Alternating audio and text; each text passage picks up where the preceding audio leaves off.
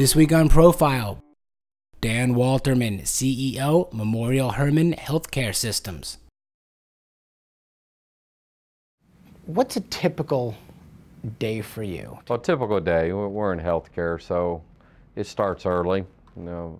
Surgeries begin at 7 in the morning at all of our hospitals. So if we want to catch the surgeons, some mornings we'll start at 6:30 to have the meetings and the discussions prior to their going into the operating rooms.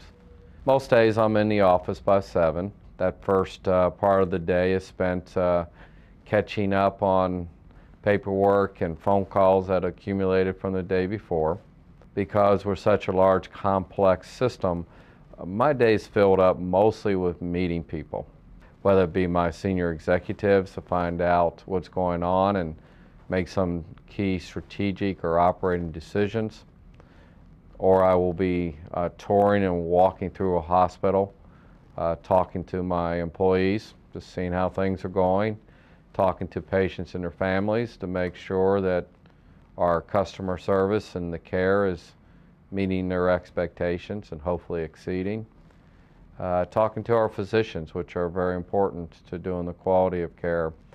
And then, the third thing I would do in a typical day is I probably have some type of community responsibility. And what do you do for you during a typical day? That's a great question, and you have to do that. You have to have that balance. Typically, there's nothing in the morning. Biologically, I'm not a morning person. I've had to adjust to being in healthcare. My natural clock is I still am going pretty strong at midnight.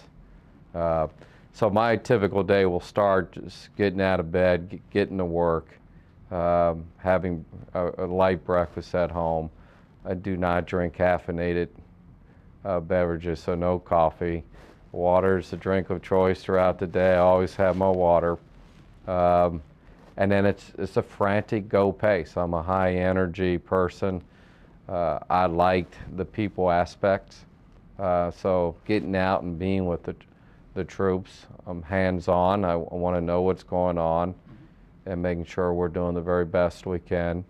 So that's a typical day. There's really no break in the day. I'm going from meeting to meeting. I tried most nights to be out of here by 6:30, no later than 7 o'clock. So it's a typical 11, 12-hour day. I do not break for lunch. Most times it's working. Most times I won't eat lunch. We just go through. But the reason I try to get out of here is I still have 3 kids at home. It's very important to me to spend quality time with your family. So I try to make a commitment to them that I will be home for dinner. We have family meals together and be able to spend some time in the evening. So it's mostly outside of work, it's family and probably golf and things like that. Now, how did you first get started in your career? Did you know you always wanted to be involved in medicine, or how did it progress?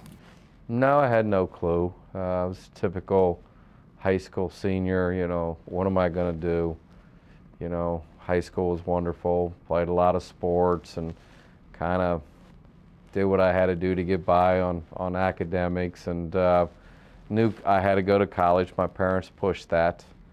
I'm one of 9 kids. I'm the second oldest, and my parents really pushed to get ahead. You had to have a college education. So I knew I was going to go, but I didn't know for what. I ended up going into business. Wasn't sure what I'd do.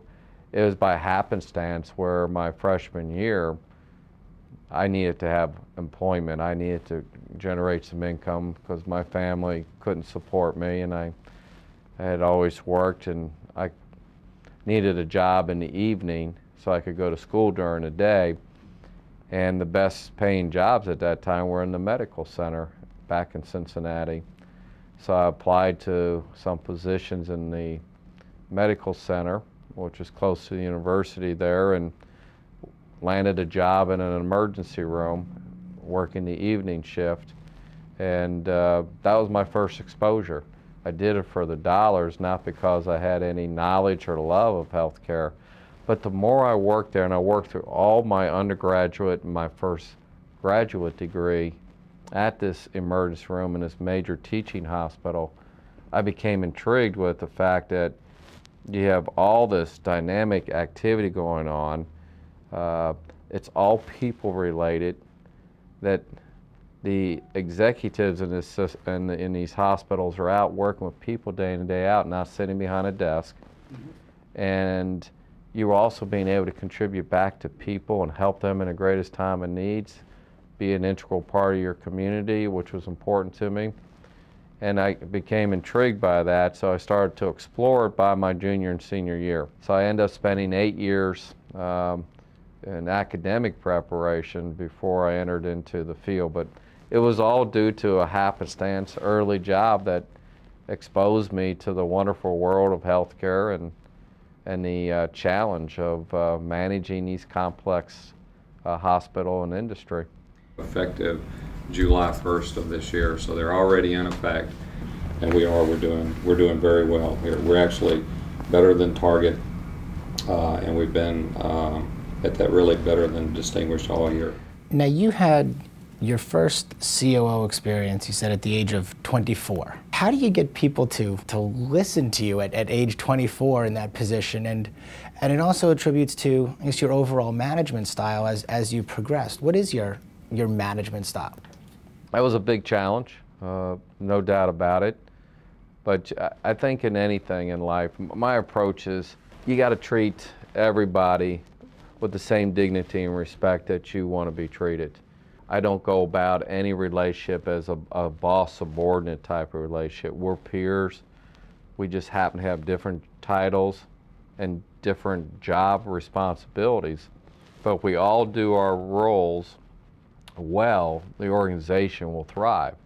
And so my whole approach is really just to help set a vision, whether it be as a COO for the departments I'm responsible for, or as a system, what we're going to do, and make sure that vision is shared by everybody. So get out, touch, get input. So I'm a very participative person. Then set very clear expectations for each person so they know exactly what is expected of them and how you're going to measure that. And so everyone that works for me through the years knows exactly what's expected. And lastly, where I think I get my biggest positive response is then I get out of their way. You know, my philosophy is very simple. Hire the very best people for that job, help set their expectations, and then get out of the way. Let them do their job. Don't micromanage them. I'm here. All my staff knows I have an open door. They can come in at any time. It's been that way forever. And if they need my advice, I'll give them that. I don't tell them what to do. If they come in asking me to try to make a decision on something for them, they know that most of the time I'm going to be asking them questions that will cause them to make the decision. But they also know very clearly that I'm going to hold them accountable for performance. I'm a very results-oriented individual. And so when those expectations are set, I expect results. If they're not there, then they know they're going to have to come in and we're going to have some serious discussions. They also respect me that I don't raise my voice, I don't get angry. I'm pretty even keel and consistent in my management style. So again, pretty much hire the best people, give them the expectations, and turn them loose.